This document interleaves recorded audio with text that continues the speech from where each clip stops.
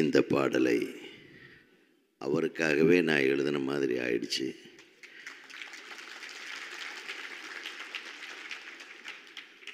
நான் எழுதும்போது நிறைய மனசில் விஷயங்கள் இருந்தது.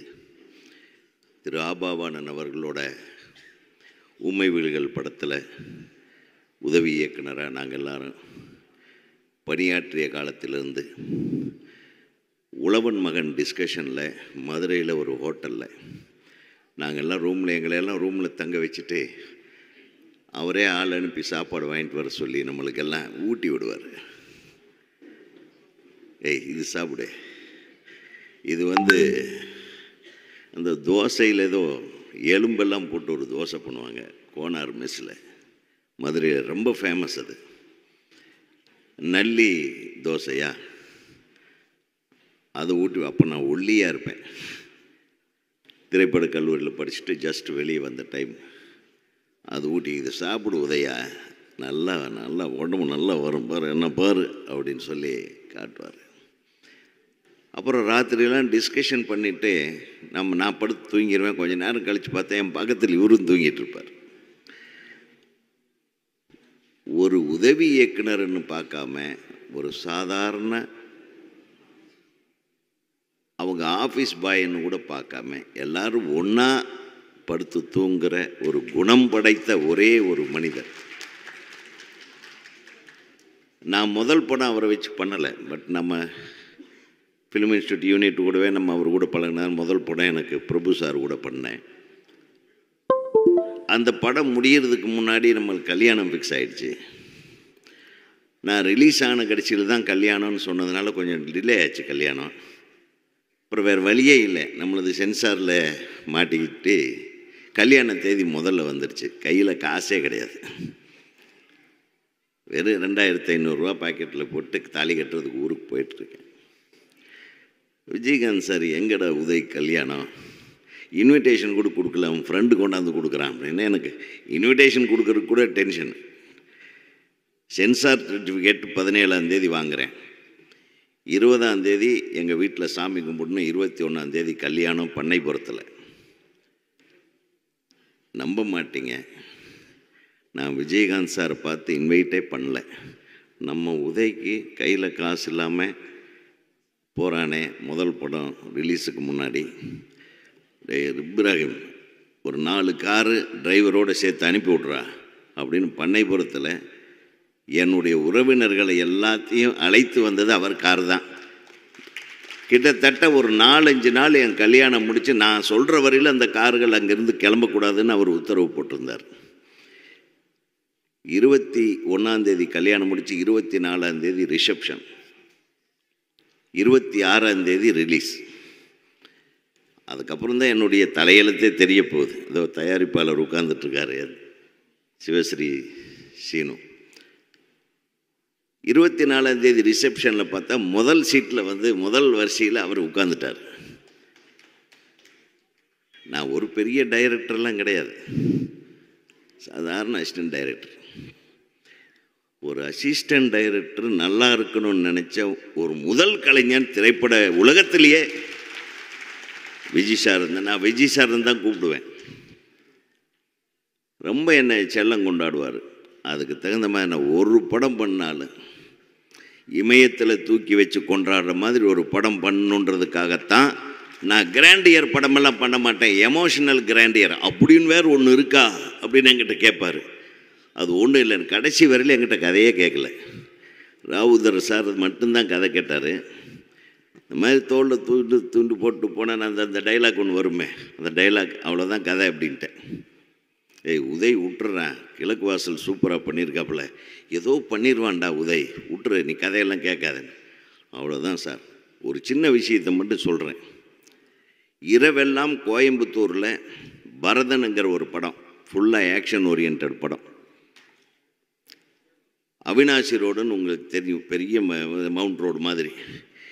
இந்த பக்கம் பில்டிங்க்கு அந்த பக்கம் பில்டிங்க்கு நடுவில் ரோப்பு, அதில் பறந்து ஷூட் பண்ணிவிட்டு ஆக்ஷன் சீன் நடிச்சிட்ருப்பார் வெடிய.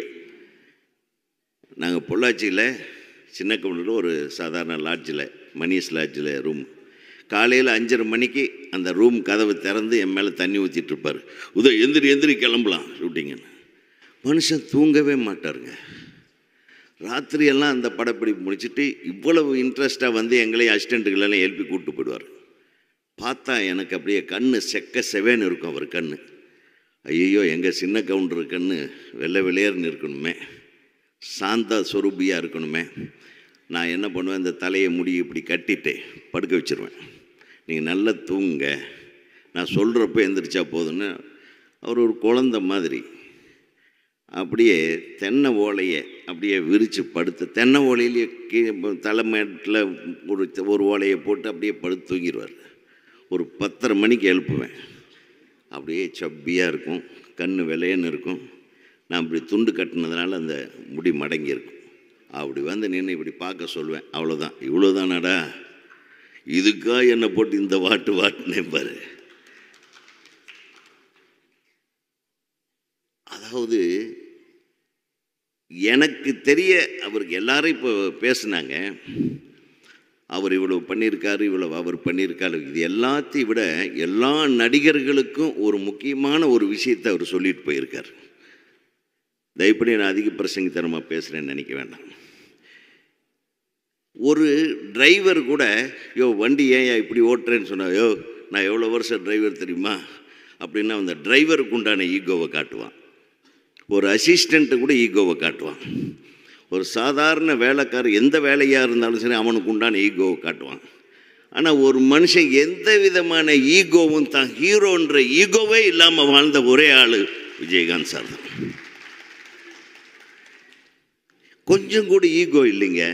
அதனால தான் அந்த ஈகோ இல்லாத மனிதனுக்கு இவ்வளவு பெரிய கூட்டம். அது தானாக அமைஞ்சது. அந்த வரிகள் என்னுடைய கதாபாத்திரத்துக்கும், நான் அவரை பற்றி யாருமே தப்பாகவே சொல்ல முடியாது. முத்துராமன் சார் சொன்னார், ஒரு மனிதனை பற்றி எப்போ தப்பாகவே சொல்ல முடியாது. அந்த மாதிரி ஒரு கேரக்டர் யாருன்னா அது விஜயகாந்த் சார் தான். கலங்கும்போது சேரு, அது தெளியும் போது நீருன்னு எழுதினேன். இளையராஜாவை கூப்பிட்டு, என்னையா இது வரி, இது திருக்குறள் மாதிரி இருக்குன்னார். உண்மையாகவே விஜயகாந்த் அப்படித்தான். அவர் பார்க்குறதுக்கு கரடு முரடாக இருப்பார். ஆனால் அவர் முகத்தை பாருங்கள், ஒரு கருப்பாக இருந்தாலும் இப்படி கலையான ஒரு முகம் எந்த நடிகனுக்குமே கிடையாது. உண்மையில் சொல்ல, அது சிரிச்சா போதும். சின்ன கவுண்டரில் அவர் சிரிக்கிறதுக்குன்னே ஒரு சீன் வச்சேன். ஏன் சிரிக்கிறேன்னு தெரியாமையே சிரிங்க கேப்டன்ட்டு விஜய் சார்னு.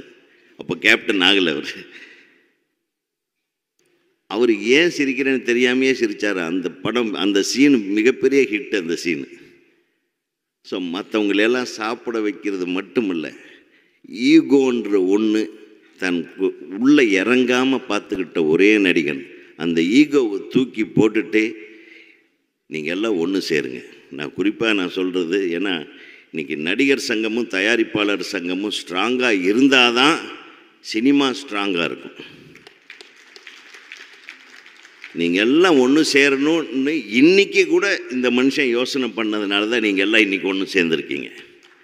இன்றைக்கி கூட உங்களுடைய ஒற்றுமை இவரை சார்ந்து தான் இருக்கிறது என்பதற்கு நான் தலைவணங்குகிறேன். நான் மிகவும் மிகவும் சந்தோஷப்படுகிறேன். ஏன்னா ஒரு ஆன்மா உங்களை மீண்டும் ஒன்று சேர்க்க துடிக்கிறது என்பதை மட்டும் உணர்ந்து கொள்ளுங்கள். நாங்கள் எல்லாம் உங்கள் கூட இருப்போம். நம்ம சினிமாவை பார்ப்போம்.